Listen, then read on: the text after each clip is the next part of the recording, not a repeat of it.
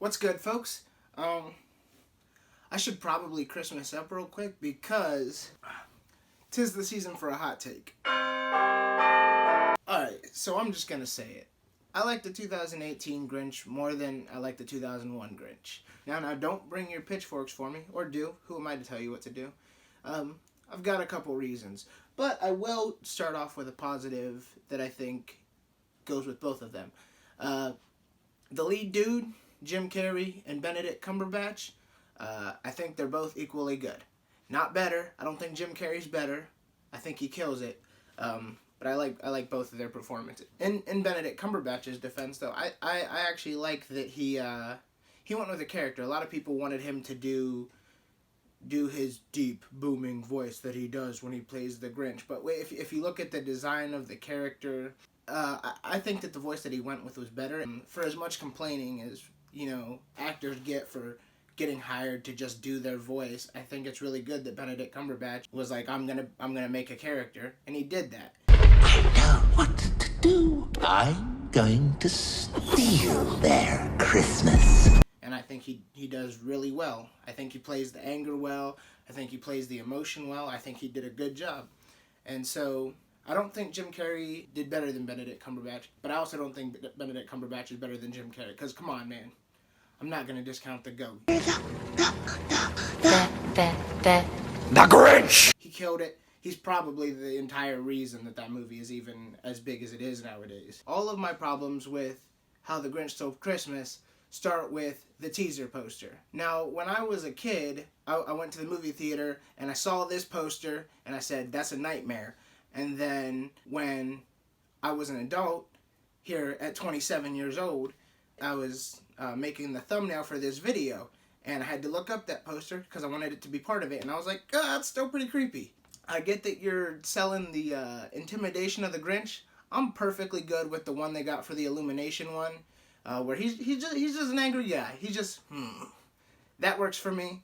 I don't need to be terrified. I'm good. The second thing that I like about the Illumination film as opposed to the 2001 is I don't think live action really works for Dr. Seuss movies. I mean, except for maybe the Cat in the Hat. That dude's definitely not at all terrifying. He's not at all definitely gonna haunt us in our nightmares. But no, I think that Ron Howard's film does the best that it can as a live action adaptation of a Dr. Seuss movie. I think you're probably not going to get much better than that. But even then, you still get the Grinch who, it helps that he's supposed to be kind of creepy, because if he wasn't, then you would be like, why does he look, so creepy? But then you look at the Who's, and outside of Cindy Lou Who, most of the Who's are pretty creepy looking. Even the Hubba Hubba Christine Baranski one, still kind of creepy looking. I like them. I think it's really good effects, and I think the makeup is beautiful, and the design is great. But I think that it lends to a creepiness that doesn't really fit with the Dr. Seuss story, as far as I'm concerned. Whereas I think the animated one is helped by the fact that it's an animated film, because Dr. Seuss books are always real cartoony. They're not, generally speaking, they're not very realistic. They don't draw on human proportions and stuff like that. And so when you try to adapt that to a live action movie, you have to try and take this thing that's purposefully zany and out there, and you have to try and somehow make it fit within the real world. And I think Ron Howard does a good job of that, but I think when you're animated, you can do it better.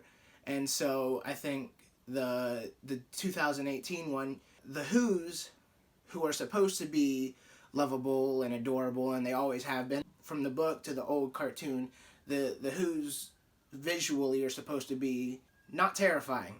And I think going animated is the right choice for that, because then you feel the joy and the love of Christmas more because of their animated faces and stuff, and they're just more approachable. It's not uncanny, I guess. You're not getting into the uncanny valley, even though the 2001 is not like CGI or whatever. It's still like too human, but not quite human enough, if you know what I mean. I would say that's my second point. And my third point, and this is really my biggest I would say, gripe that I have with the 2001 Grinch movie is that I think he makes the Who's a little bit too mean. You don't have a chance with her. You're 8 years old and you have a beard. I don't think that they're all awful, but for the most part, you have this story where you want the Grinch to be somebody that we can relate to, or somebody that we understand why he is the way that he is. And so to do that, I think the writers or Ron Howard or whoever kind of sacrifice the likability of the Who's, because you're like, they're always mean to the Grinch, and why wouldn't the Grinch act the way he acts? If everybody was mean to me the way people are mean to the Grinch, I would understand why he is. And I think that the Grinch story works better when you do it how the 2018 one does it, because in the 2018 one, all of the Who's are likable. In the 2001, you really got Cindy, who is obviously, she's Cindy Lou Who, you're not going to make her mean, and you got her dad, who's like doing his best, but everybody else is kind of And so the way the 2018 one does it, all of the Who's are nice, and that's the way they're written. They're supposed to be Christmas-loving people. They want more people who can come in and join with them and just love the lights, love the season, and all of that. And so you get characters like all of the kids who, they're scamps, but they're lovable.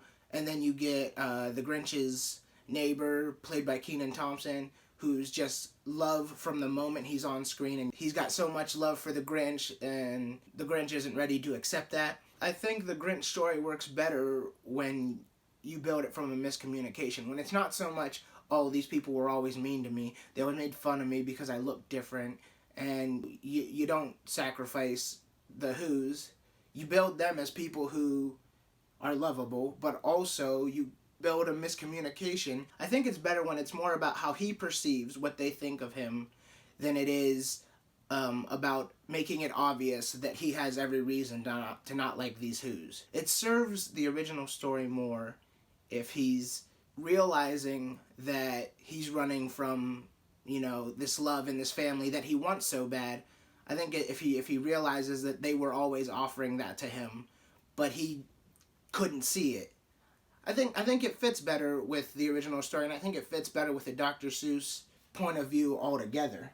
It works better if you don't spend the whole movie making those people unlikable. My last point is this. When I think of Christmas, I like to think of it as a joyous time of year. You're listening to the music, you're watching the specials, you're spending time with your friends and family, reflecting on the year you had, and just spending time together and loving each other. I just feel like throughout the entire movie, the 2018 Grinch delivers that a little bit more. It just feels more like Christmas, because the 2001 movie is a little dark. It's got like dark edges to it. It's kind of like if Tim Burton made a Christmas movie, and there's nothing wrong with that.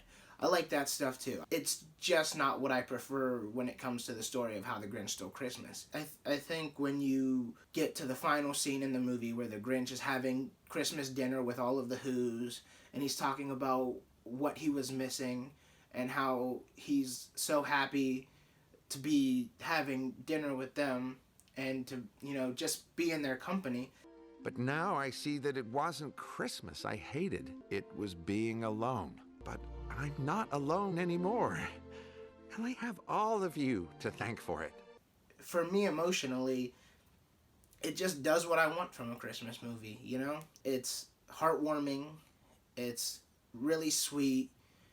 And you feel for him, and you're happy that he found this family that, for reasons that he didn't realize, he was pushing aside. He could have had them this whole time. That's what I love about it. Yeah, I mean, that's pretty much where I, stand on it. I think it just does the sweetness of the story far better. And for that reason, I like the 2018 Grinch more than I like the 2001. Oh, also, Where Are You Christmas? Definitely certified Christmas classic. Not discounting that, but Tyler the Creator's I Am the Grinch. Banger. Straight up banger. But, what are your thoughts? Which Grinch do you like more? Do you love them both like I do? Let me know down below, and Merry Christmas. Deuces. I'm the Grinch.